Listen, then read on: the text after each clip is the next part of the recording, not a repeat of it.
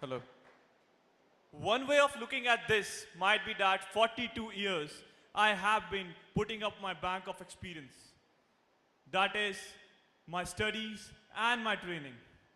And that is all because of the 15th January I was waiting to make a large withdrawal. Ladies and gentlemen, and my dear cadets, myself Shirabdeep Singh from ARI. On January 15, 2009, US Airway flight number 1549 flew from New York, which was piloted by Captain Sullenberg.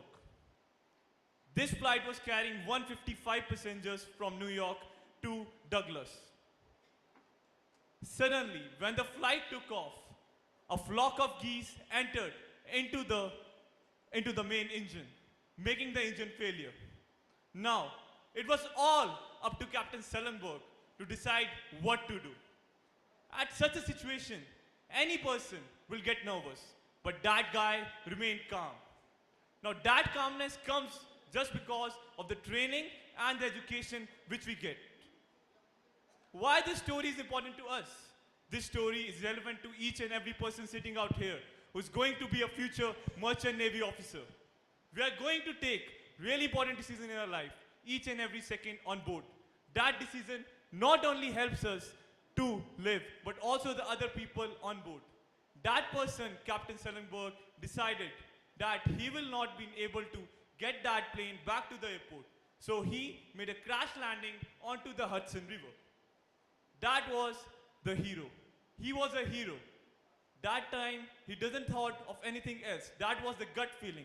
That is all about the quick decision making, which we also need to follow in our profession. 10 seconds. So I request you all to follow your gut feeling and always take your education seriously. That will only help us to become a better seafarer. Thank you so much. Thank you so much. That was exactly 2 minutes.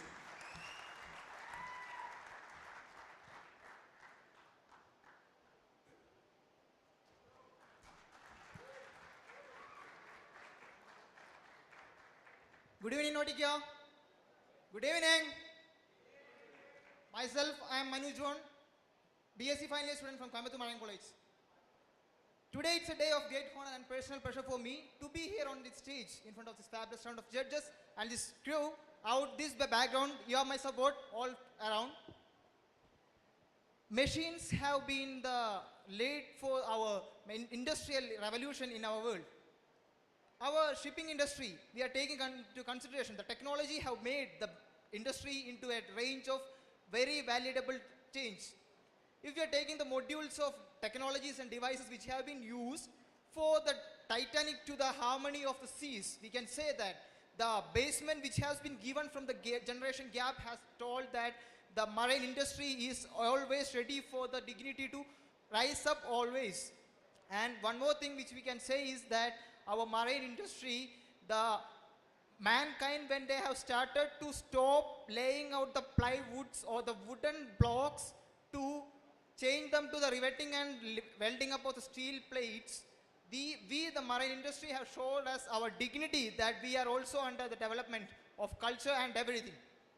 One more thing which we can say is that the development in the marine industry, we got that the egg dish, GMDSs, Naughtica, camless engines, everything which has been introduced by these technologies in the modern technology have made our marine industry to the most forest level.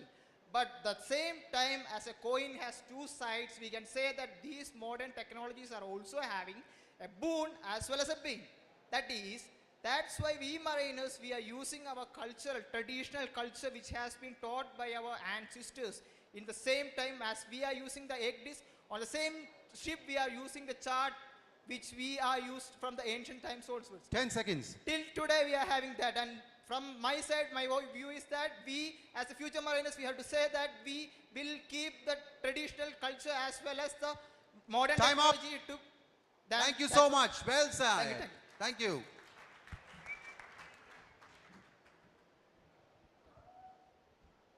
Hello. Good evening, Naughtica! Ladies and gentlemen, my name is Fadil Hussain. I am from QSAT, Cochin.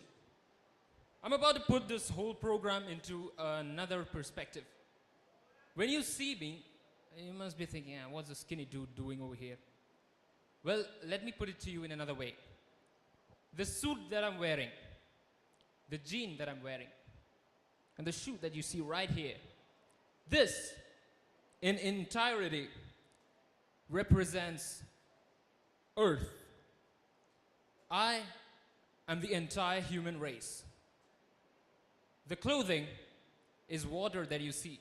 75% is ocean. You cannot touch it. The remaining what you see is fresh water. Well, this is it, huh? Well, if I remove this whole thing, pretty much a lot. That is the ice that the oceans are covering.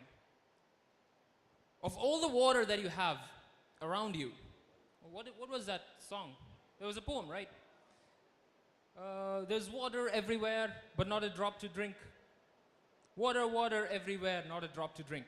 So true it has turned out to be. In this 21st century, ladies and gentlemen, it is up to us. If it's not the marine industry, who the hell is going to do this? It's up to us, ladies and gentlemen. Let's put in our words together today to show to the entire human race that we will conserve water. There's a second theme to what I'm wearing. It's a yin and a yang.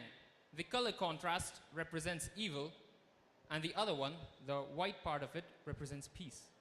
So, after all, as audience, what you see is just 10 a slight seconds. bit, 10 a slight seconds. bit of peace. Keep in mind, there's a lot more underneath. Thank you, ladies and gentlemen. Have a great day. Thank you. Contestant number 7, please.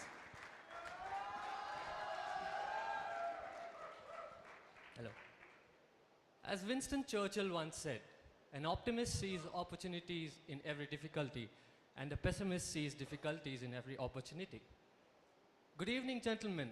I'm Aditya Kanyadi from Eurotech Maritime Academy, and I'm here to share a few words about the constant struggle between the choice of easy way versus the hard way, which turns out to be the choice between being the Mr. Nobody and the Mr. Somebody, the somebody. So everybody wants the prize, but nobody is willing to pay the price for it. Everybody wants gain, but nobody wants pain. Everybody, but nobody wants to struggle or to sacrifice. And why? Why does nobody will to do so? Because it's hard. Nobody is ready to go the hard way. And these nobodies are going to stay as nobodies to the whole world, to the society, to themselves majorly. So nobody told us that it would be easy for us. The life isn't so easy. If it was so easy, then everybody would be a great scientist. Everybody would be a great businessman. Everybody would be a great scholar. Everybody would be a mariner. A live example, all of us over here. So was it easy for you, all the years that you have spent shipping, all the days that you have been inside the engine room? Definitely not. I'm damn sure it wasn't easy, but I'm damn sure that the struggle that you have faced has made you, has shaped you into whatever you are now. So, and I'm damn sure that you are thankful to all the struggle, because that is what made you stronger. So, to all the fellow aspirants over here, I would request you to remove a few words from your dictionary, like difficulty, stress, depression, impossible. Definitely impossible shouldn't ever be there. 10 Fear. seconds, 10 seconds. So, do the hard work, and surely you will be that somebody which all the nobodies out there would want to become one day. Thank you. Time up. Thank you. Contestant number 9, let's hear it louder, guys. Come on, wake up. Good evening, the respected jury, ladies, which I see very few here, and the gentlemen. My name is Piyush Datta, and I am from IIM Chennai, basically from Punjab. And my topic for today is failure. Yeah, you heard me right, failure. Yesterday, our youth mentors showed us some really great figures, but one thing they all got in common was the ability to handle their failures. Not everyone does that really good. Everyone in our lives has seen some or the other failure, but the ones who have touched the skies are those who had the ability to tackle their failures and rise up again and go again and give their 100% once again. So I had a saying in mind which I just forgot now. So I'm going to make that up for you. If you can't fly, you should run. If you can't run, you must walk. And my friend, if you can't walk, you can try to crawl, but don't stop. So thank you. Thank you so much. Contestant number 10.